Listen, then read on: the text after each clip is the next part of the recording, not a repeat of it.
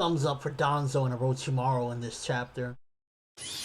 What's up everybody, ForneverWorld here today doing my review of Naruto chapter 583. Now this is the type of chapter that if you're not into flashbacks, you'll probably be saying, oh my god Kishi, quit with the flashbacks. But there were a couple things in this chapter that I personally enjoyed, such as seeing Orochimaru and Danzo. It's crazy to see that Danzo all those years ago was still up to no good. I mean, he always had, the mission of, protecting the village in mind, but he was still doing a lot of rotten things back then, and it kind of makes me think Sasuke did what needed to be done. Danzo needed to be wiped out.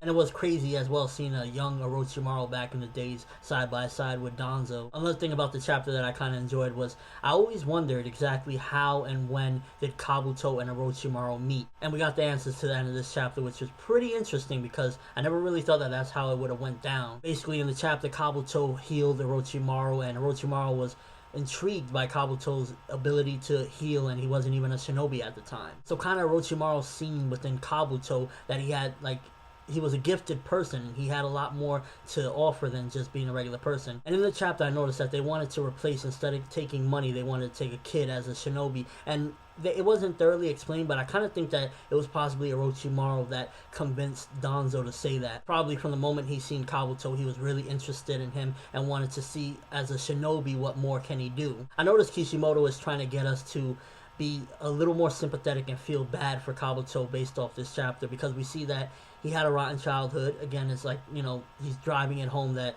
he had a bad childhood. He was always searching for his identity, and he really loved this woman that he called his mother, the woman that gave him the glasses and his name. He really felt something, and even after he was taken away as a shinobi and he was taken away, he still wanted to see her and the kids that he was with one last time. But then when he sees her and he rescues her and she says, who are you? I don't know who you are. Even after he's taking off the glasses saying I'm Kabuto, it kind of really messed with his head. And I completely understand what Kishi was doing with that particular part, because it makes you think, wow, this is something that would drive a kid off the edge. This is the type of thing that would make somebody lose faith in people in general. Then right after that, he sees Orochimaru, but it kind of leads me to believe that possibly Orochimaru led Kabuto into all of this. Think about it. What if it was Orochimaru that was doing all this in order to get Kabuto to kind of be what he wanted him to be? For all we know, it was some type of illusion, or he did something to make Kabuto's mom forget him or not say his name or act like she didn't know him. And that's probably what could have been what drove Kabuto to be who he is and follow Orochimaru. It wouldn't surprise me at all, to be honest with you, because it just kind of looks like it could be something like that based off the way the chapter seemed, and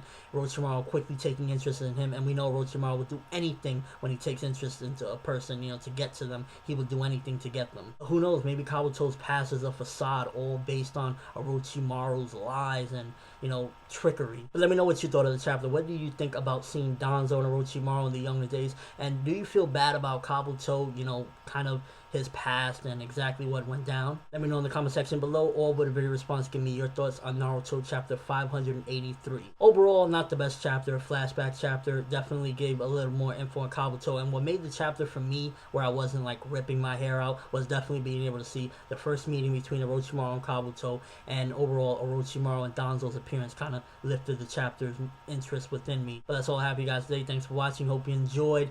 Thumbs up for Orochimaru and Danzo making this chapter pretty interesting. I'm ForneverWorld, and as always, people, have an awesome day.